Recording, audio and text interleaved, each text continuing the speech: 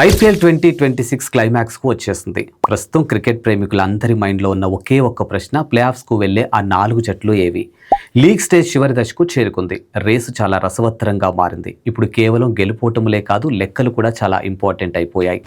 ఈరోజు ఈ వీడియోలో ఏ జట్టుకు ఎంత ఛాన్స్ ఉంది అనే సమీకరణాల గురించి పూర్తిగా తెలుసుకుందాం.